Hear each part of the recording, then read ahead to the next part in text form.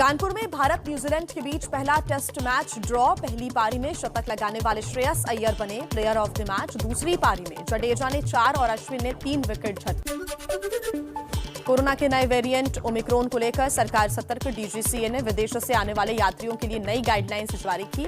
Air सुविधा portal पर 14 दिन की ट्रैवल हिस्ट्री की जानकारी देनी होगी। कोरोना के नए वेरिएंट से लड़ने के लिए आगे आया भारत। अफ्रीकी देशों को मदद की पेशकश की। कहा, अफ्रीकी देशों को वैक्सीन, दवाएं, पीपीई किट मुहैया कराएंगे।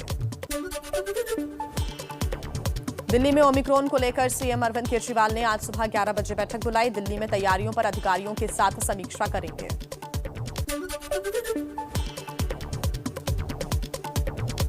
कोरोना पर उत्तराखंड सरकार ने समीक्षा बैठक की। एयरपोर्ट, रेलवे स्टेशन समेत सभी स्थानों पर रैंडम टेस्टिंग के आदेश दिए। सीएम धामी ने कहा, बिल्कुल भी लापरवाही न बरती जाए। दिल्ली में ऑनलाइन प्रतियोगिता परीक्षाओं में नकल के लिए सिस्टम हैक करने वाले गिरोह का पर्दाफाश। 3 आरोपी गिरफ्तार। इस गैंग के जरिए अब तक 200 छात्र फर्जी परीक्षा दे चुके हैं।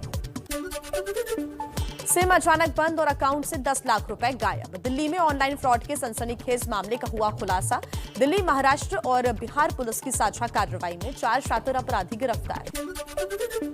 झारखंड के दुमका में नक्सली प्रभावित शिकारीपाड़ा से विस्फोटक से भरा पिकअप वैन बरामद हुई है। नारियल के बोरे के नीचे रखा था विस्फोटक।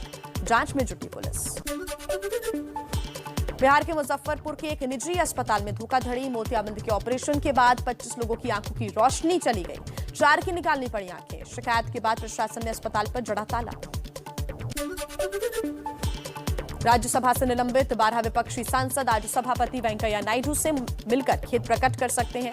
लिखित में माफीनामा और निलंबन पर पुनर्विचार का अनुरोध करने की भी संभावना है। मानसून सत्र में हंगामा करने के आरोप में राज्यसभा के 12 सांसदों को शीतकालीन सत्र के लिए निलंबित किया गया।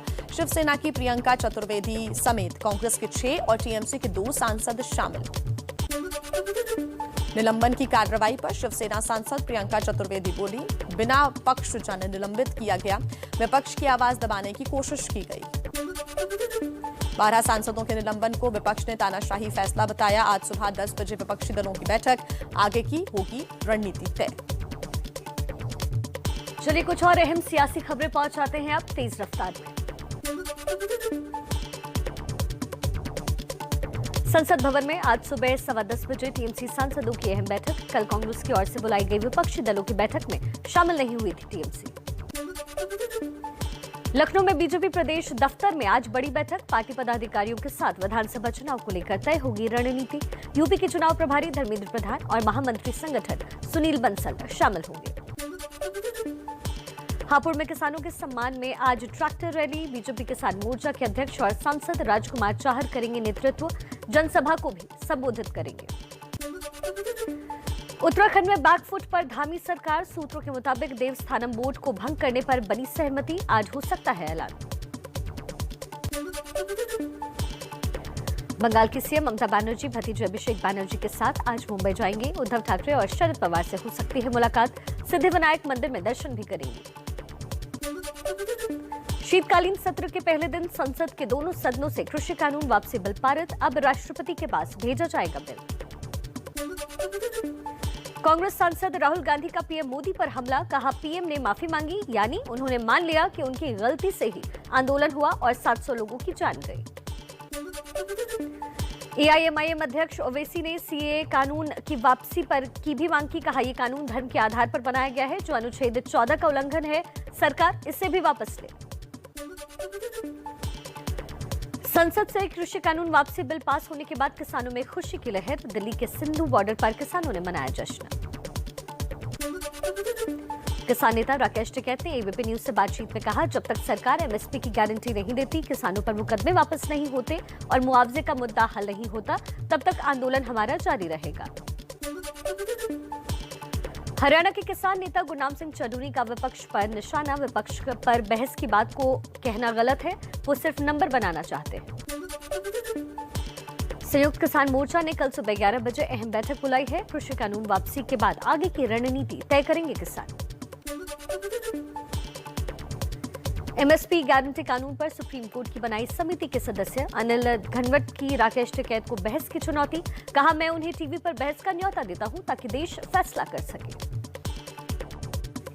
और आइए अब कुछ और जरूरी खबरें आपको बता देते हैं फटाफट अंदाज में। समाजवादी पार्टी आज मनाएगी हाथरस की बेटी स्मृति दिवस। पार्टी अध्यक्ष अखिलेश यादव की सहयोगियों से हर महीने 30 तारीख को हाथरस की बेटी स्मृति दिवस मनाने की अपील।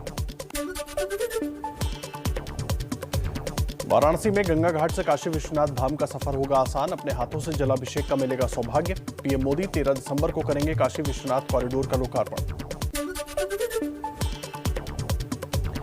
सियासी अटकलों के बीच हरियाणा के सीएम मनोहर लाल खट्टर से मिले पंजाब के पूर्व CM captain Amarinder Singh. Khattar captain की मुलाकात के क्या है सियासी मायने।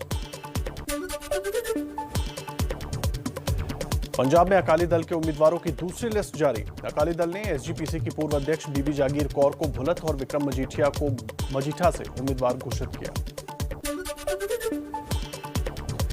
प्रधानमंत्री नरेंद्र मोदी की 4 दिसंबर को देहरादून में रैली। 4000 करोड़ की योजनाओं का लोकार्पण भी करेंगे। सीएम पुष्कर सिंह धामी ने लिया तैयारियों का जायजा।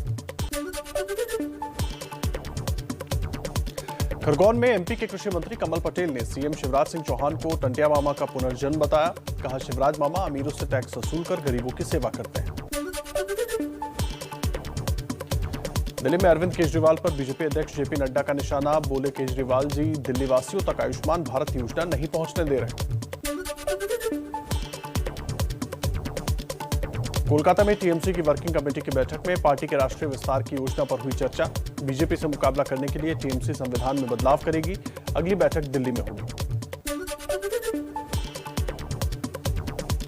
बिहार विधानसभा के शीतकालीन सत्र का आज दूसरा दिन। 2 दिसंबर को वित्त वर्ष 2021-22 के दूसरे अनुपूरक व्यय के ब्यौरे पर होगी बहस।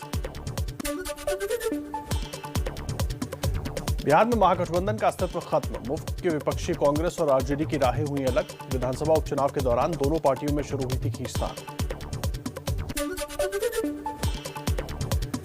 बिहार में एनडीए विधानमंडल दल की बैठक में नीतीश के विधायक संजीव शर्मा ने उठाई मांग। कहा, शराब के अलावा गांजा, भांग, अफीम और ड्रग्स को लेकर भी छापेमारी अभियान चलाने की जरूरत है।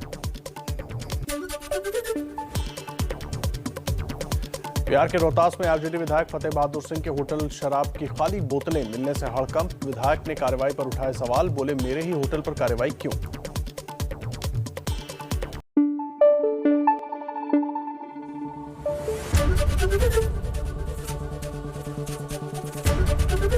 एबीपी न्यूज आपको रखे आगे।